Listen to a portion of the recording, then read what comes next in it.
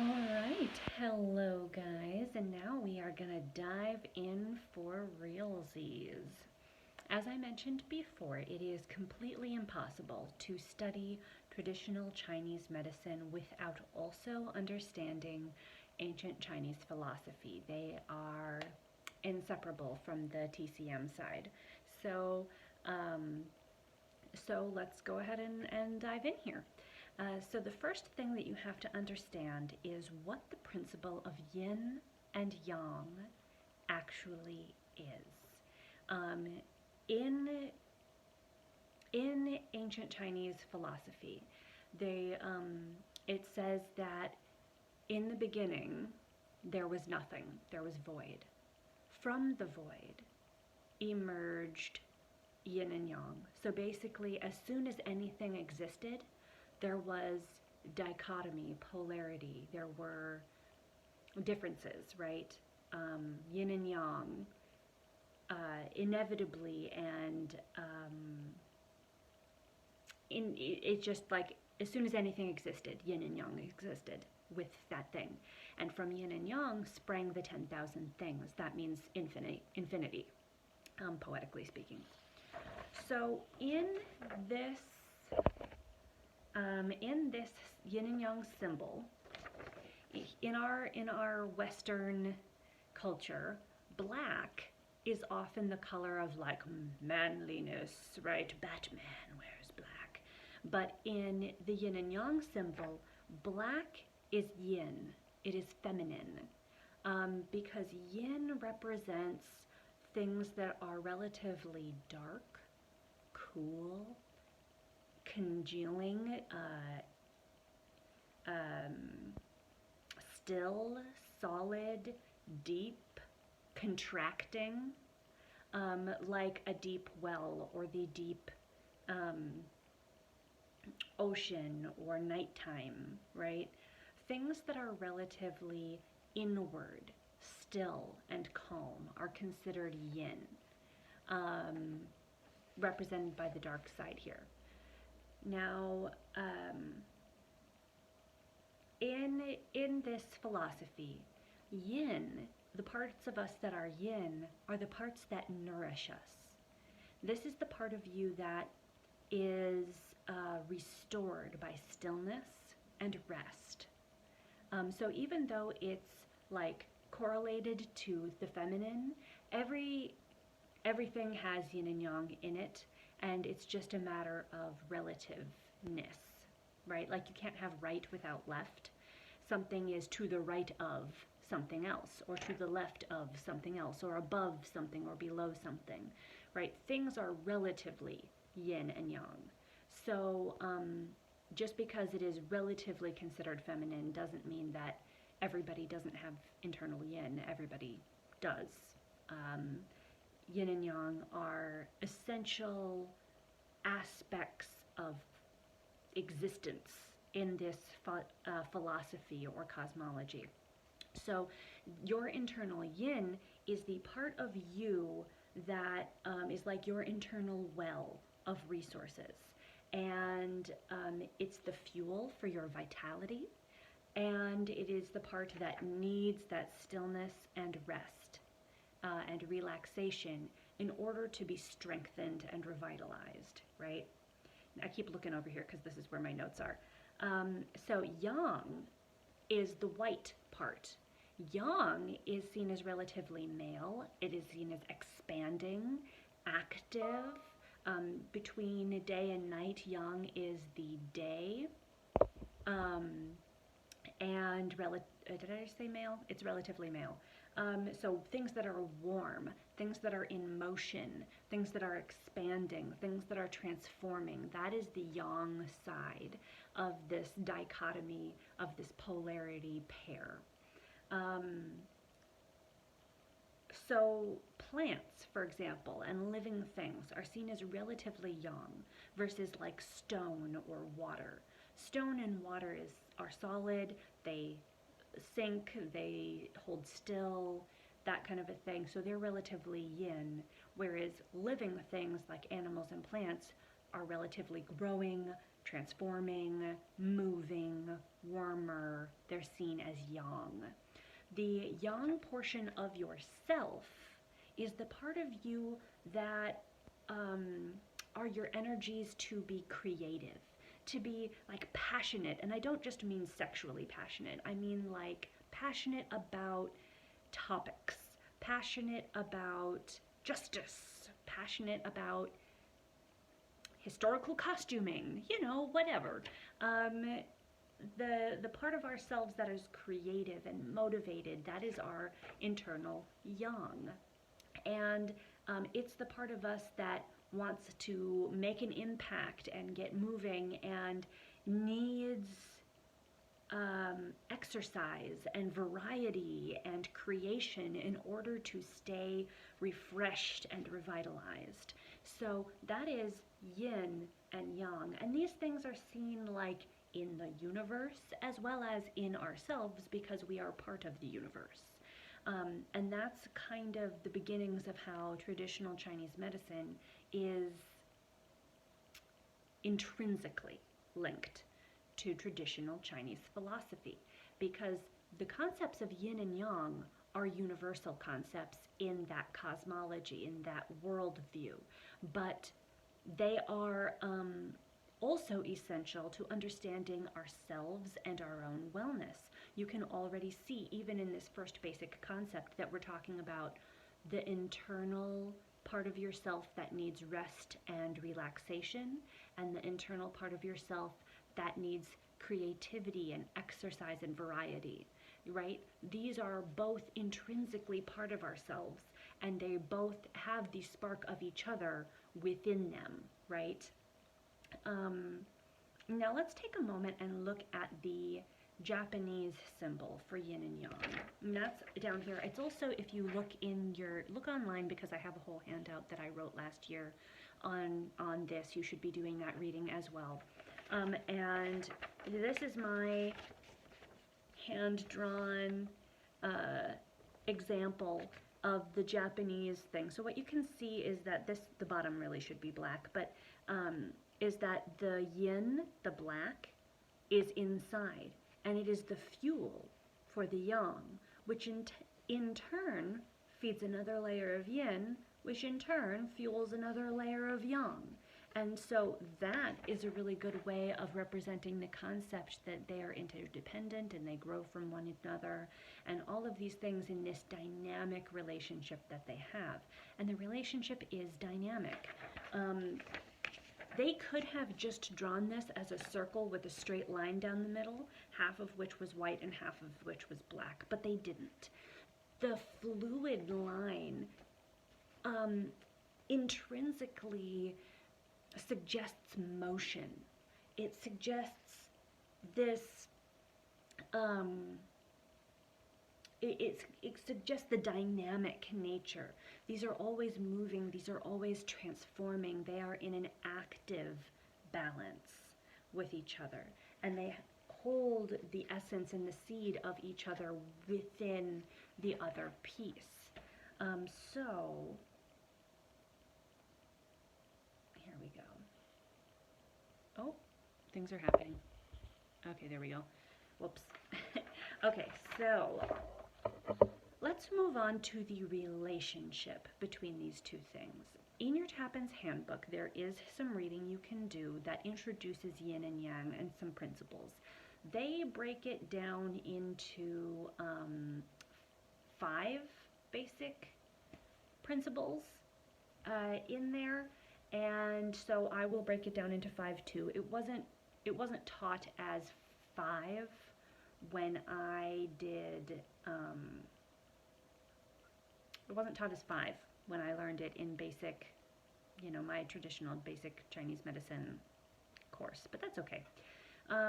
So let me just hop on over. I just realized I'm in the wrong note thing. I'm in my old one. I wonder if I can pause this recording while I do that. No, because this is on my phone.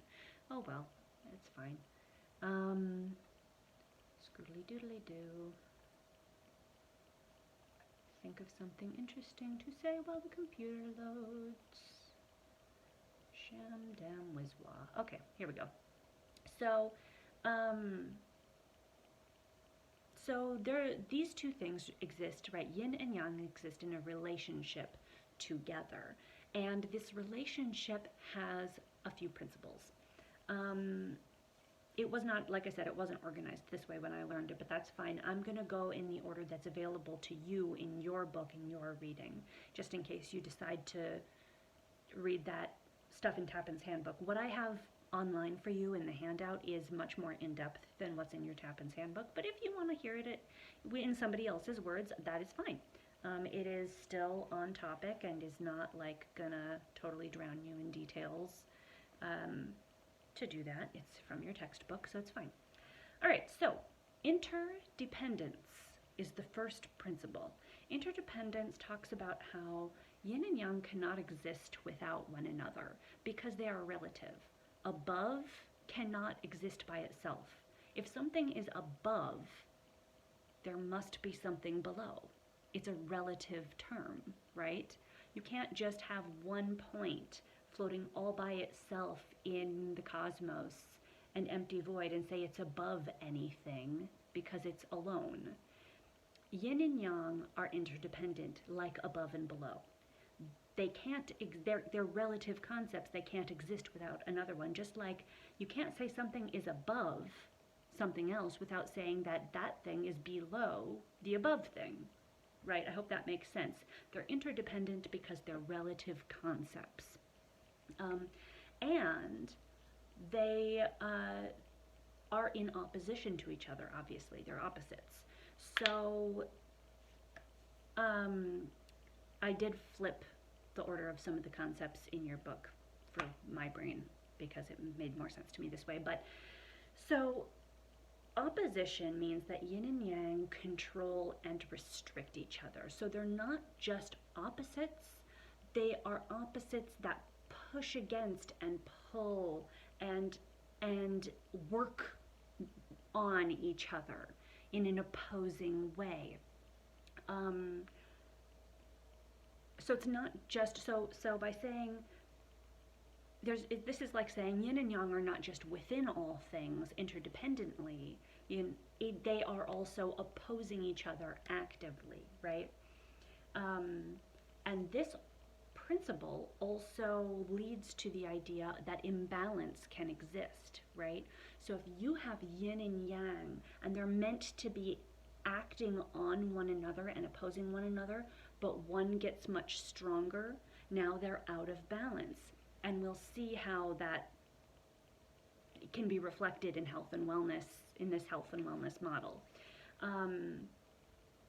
So for example, if you have a campfire, right, the wood that is feeding the fire would be considered the part that was relatively yin, where the actual flames would be considered relatively yang. If the flames burn too brightly, it will consume all the wood, right?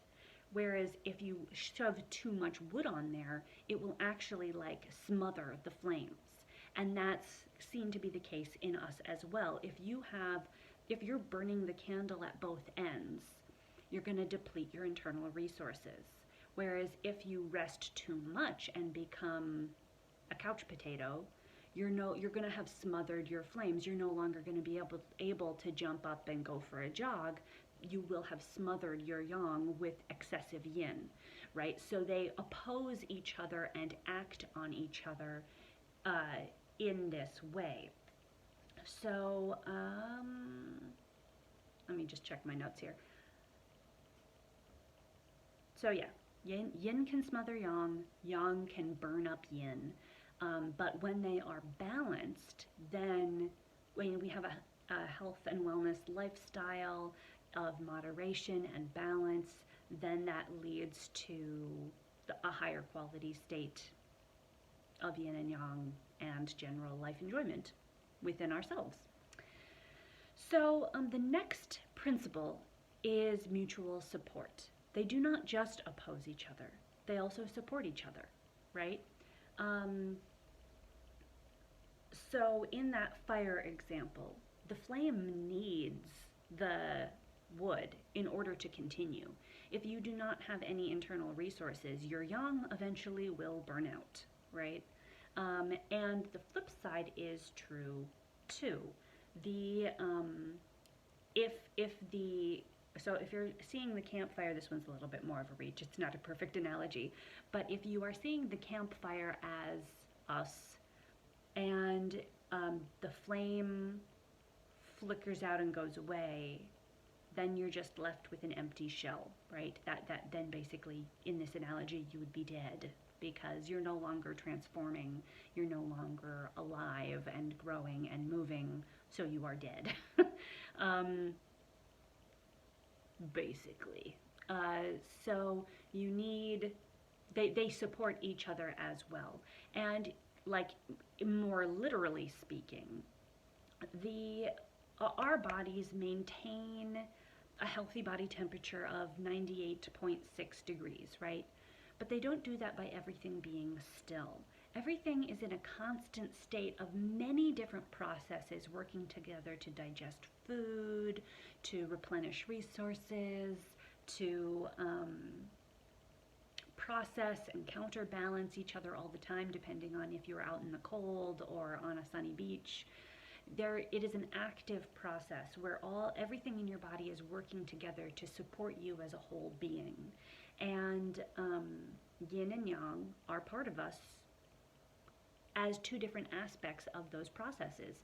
Yes, they are opposites, but they are opposites that need each other to balance and thrive. Yeah. So the next, I hope that was clear. I feel like I kind of went off on a tangent on that one. You can read the handout though. Okay, next one, intertransformation. Intertransformation explains that yin and yang are not static but constantly transforming into each other.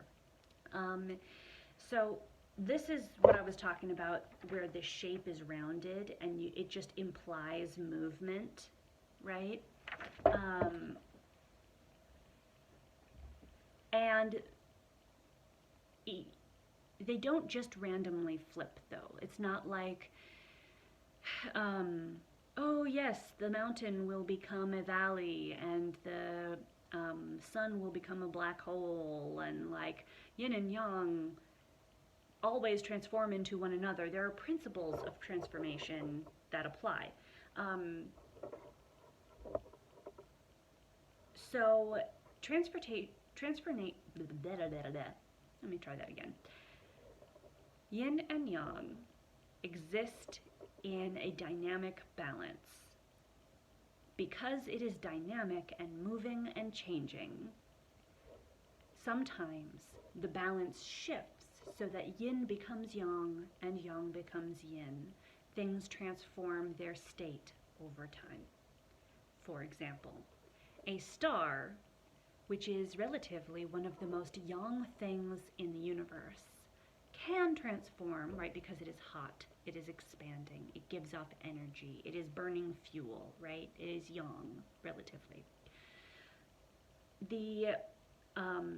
A star can transform into a black hole, relatively, one of the most yin things in the universe. It is condensing, absorbing, it is black, it is mysterious. A black hole is one of the most yin things in the universe. So they can transform into one another. This switch doesn't happen at just randomly though. In traditional Chinese medicine and traditional philosophy, two conditions must be met. One is that internal conditions must be correct for the change to take place. Not just any old star will transform into a black hole. Internal conditions must be met. Not just any egg can grow into a chick. It must be fertilized. If the internal conditions of the thing are not met, then it will not transform or change in that way. The other condition that must be met, right, so internal condition must be right for the change. And two, time. Things will change in their own time, and there's nothing you can do about that. If you have an egg and it is fertilized and you add heat, it will transform into a chick. But adding more heat will not make it into a chick faster, right? If you have an unfertilized egg and you add heat, you will either cook it or you will make it spoil, depending on what you're doing. Um, so, so intertransformation of yin and yang just talks about how, because they are dynamic parts of this universe, and this universe is all about change, um, they carry the seeds of each other within themselves, and even something like a star can turn into something like a black hole, given the correct time and given appropriate internal conditions. And that's true of everything. There, I got it out of my mouth. All right, final principle, the fifth principle listed in your book is infinitely divisible. That means that both sides are, they exist in everything at every level, right? So if you look at a field, there will be some things that are relatively yin, like the ground, and some things that are relatively yang, like the plants, right? If you look at a specific plant, like say a tree, there will be parts of the tree that are relatively yin, such as the roots, and relatively yang, such as the branches. The roots are underneath the ground, they are cooler, they absorb, and the leaves are waving, they are growing, and they are transforming sunlight and energy and things. And if you look at just one leaf, there will be parts that are relatively yin, the structural parts, and relatively yang, the like chemical and physiological processes that are happening in that leaf, right? So no matter how small you get, there will always be things that are relatively yin or relatively yang about the level of organization that you are looking at, just like there can be things that are relatively above or relatively below. If I am looking at a baseball, there's the top side and the bottom side. If I am looking at just the skin of the baseball, there's the outside and the inside. If I am looking at one molecule, or one atom, there's the outside and there's the inside, right? Or things that are more to the left or more to the right. At every level in our universe, yin and yang exist as a function of existence. And you can go down infinitely divisible. You can go down infinitely as small or smaller as we know about in this world. And you can still say that parts of that thing are relatively yin or relatively yang. Okay, I think I made it through that yin and yang thing. So there will be, of course, the discussion board for this week's thing. For your discussion post, I would like you to take something, anything. It can be a baseball. I already talked about a baseball. I also already talked about a tree. So not a baseball or a tree, but something, a coffee cup, a femur, anything you like. And I'd like you to write about just real quick, doesn't have to be a novel, your impressions of, or something you noticed, or something that was interesting about this introduction to yin and yang, and then take an object or something and talk about, like, this would be an example, like I did for the baseball or the tree. You don't have to like I said, you don't have to write a novel, but you could say, like, on a tree, the roots would be relatively yin because XYZ, because they absorb and they are cool and they're hidden. And the leaves and branches would be relatively yang because they transform and they grow and they're moving around, right? So take something and parse it into its yin and yang forms. For this discussion post, it will be worth 5 points. 2 of those points are related to timeliness. So if you post this by next Tuesday night, then you'll get your 2 points for timeliness. And then the other 3 points are for the meat and potatoes of your actual post, talking about if something is talking about whatever your thing is, and parsing which parts of that are more yin and which parts of that are more yang. And then also something that you noticed or found interesting in this yin and yang introduction. So there you go. Go forth. Learn. Think. Do. Traditional Chinese medicine things. I better stop filming. I'm getting weird. Okay. Bye, guys.